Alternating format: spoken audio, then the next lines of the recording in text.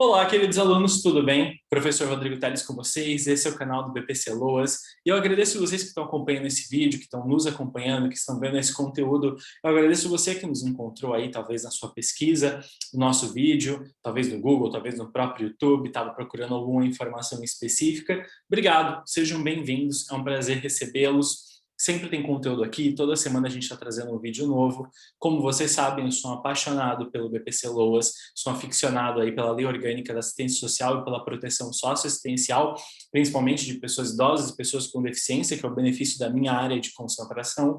Advogo nessa área, me chamo Rodrigo Telles e quero trazer para vocês mais um tema incrível sobre BPC Loas. O benefício de prestação continuada da Lei Orgânica da Assistência Social para pessoas idosas e pessoas com deficiência, além de ter um valor econômico muito bom, que é o valor de um salário mínimo mensal. Imaginem para uma pessoa que ele não tem renda, que está em condição de miserabilidade, ou que tem uma renda muito ínfima, passa a receber um salário mínimo mensal. Então, quando eu falo que é uma renda boa, não estou dizendo sobre um padrão, né, muito evoluído de renda, ou um padrão de classe A, classe B. Estou falando sobre um padrão de uma pessoa que não tem condições e agora passa a ter condições mínimas ali, né, para poder garantir uma moradia, garantir um sustento, uma alimentação.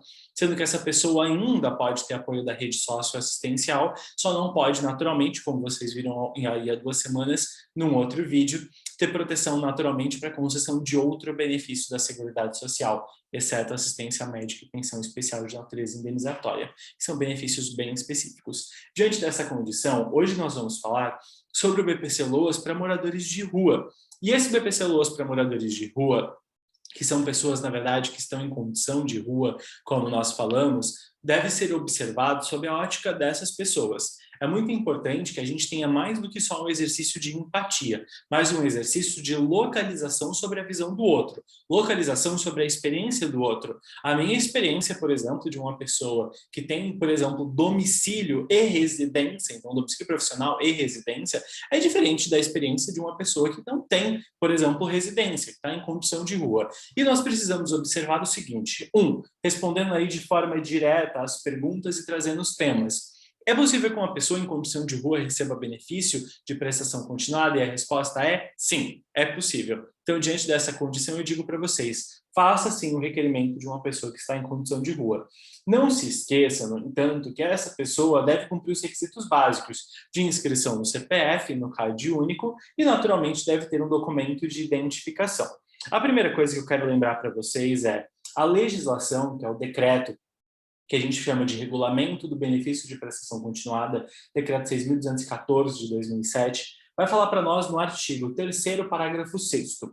Quando o requerente for pessoa em situação de rua, deve ser adotado como referência o endereço do serviço da rede socioassistencial pelo qual ele está sendo acompanhado, ou, na falta desse, pelas pessoas com as quais mantém relação de proximidade.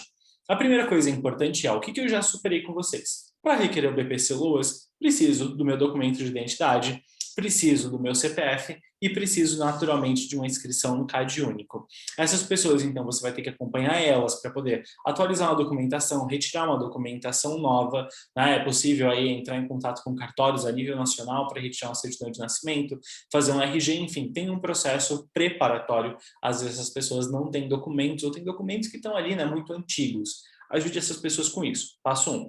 Passo 2, fica aquela dúvida. E residência, professor? Como que eu cadastro isso? Bom, você vai ter que cadastrar o endereço da rede socioassistencial que atende ele. Então, no próprio CRAS mesmo, onde ele é cadastrado, onde ele vai ser cadastrado, você pode cadastrar ali como um endereço de atendimento. Ou você pode, por exemplo, cadastrar ele no próprio albergue que ele está residindo, né? Se muitas vezes ele está já albergado, ou se tiver de fato em condição de rua, eventualmente, inclusive, até o endereço de uma pessoa próxima. Nós temos as pessoas que estão em condição de rua e as pessoas que estão albergadas. Se ela for albergada ou estiver no centro POP, que é um centro para populações de rua, use o endereço do local onde ela está, albergada nesse caso. Se ela estiver de fato em situação de rua, use o endereço do CRAS, do CREAS, né, o local onde ela está ali cadastrada, inclusive, onde você vai pedir para ela, inclusive, se informar sobre os resultados e as informações ali do requerimento dela.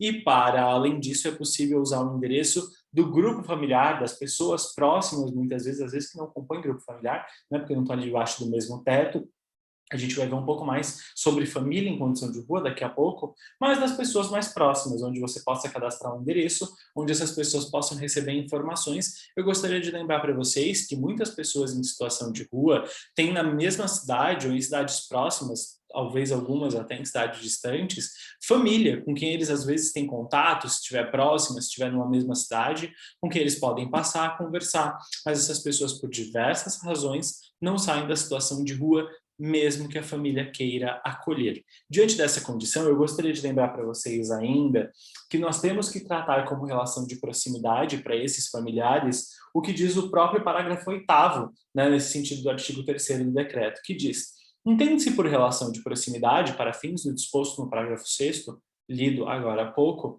aquele que se estabelece entre o requerente em situação de rua, que pede o benefício, e as pessoas indicadas pelo próprio requerente como pertencentes ao seu ciclo de convívio, que podem facilmente localizá-lo. Aqui a gente não está falando só de grupo familiar, a gente está falando de amigos, a gente está falando de pessoas próximas que podem localizá-lo, porque ele passa por aquele local, porque ele conversa com aquelas pessoas, porque ele vai, por exemplo, né, vez sim, vez não.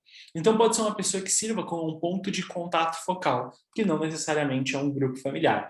De fato, essa pessoa em condição de rua sozinha é uma pessoa que não tem ali, né, grupo familiar convivendo com ela. Mas, professor, e o caso daquelas pessoas que a gente vê, às vezes, que está a família inteira ou uma parte da família em condição de rua? Bom, a nossa legislação, inclusive no parágrafo 7º do mesmo artigo 3º, continua: será considerada família do requerente em situação de rua as pessoas elencadas lá, né, como grupo familiar, cônjuge, companheiro, filhos, solteiros, né, dentre outras condições, desde que convivam com o requerente na mesma situação, ou seja, também estejam em situação de rua, devendo, neste caso, serem relacionadas na declaração da composição de renda. Então, veja, é possível que você não tendo residência, mas estando em situação de rua, sozinho ou com a sua família, inclusive consiga fazer essa demonstração dessa condição de família, apresentando ali na declaração de composição de grupo familiar o endereço da instituição que te atende, ou do CRAS, do CRES ali, do órgão que te atende,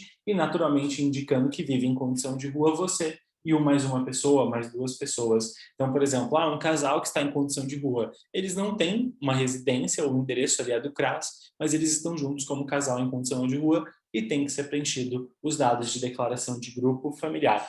E diante dessa condição, eu gostaria de dizer para vocês que é possível sim proteger pessoas em situação de rua. Eu lembro para vocês que as pessoas que estão em situação de rua são muito marginalizadas pela nossa sociedade e muitas vezes têm dificuldade de acesso a espaços públicos, a espaços estatais, para retirar documentos e fazer sua atualização. Se você trabalha com essas pessoas, ajuda essas pessoas e protege essas pessoas, eu gostaria de dizer para vocês que você tem uma função muito importante dentro da nossa sociedade e quero pedir para vocês que sigam trabalhando com essas pessoas, mesmo com todas as dificuldades que nós enfrentamos, e eu tenho essa experiência no meu escritório, de trabalhar com uma pessoa em situação de rua que não tem o documento, que muitas vezes tem um problema psiquiátrico, que não tem o apoio familiar, que é muitas vezes adicto em relação a alguma condição, ou, por exemplo, né, tem ali um problema de consumo, por exemplo, de álcool. Já passei por diversas situações aqui no escritório, mas a gente pacientemente, com muita conversa, com muita coragem, com muita fé, pede para essas pessoas que sempre estejam conosco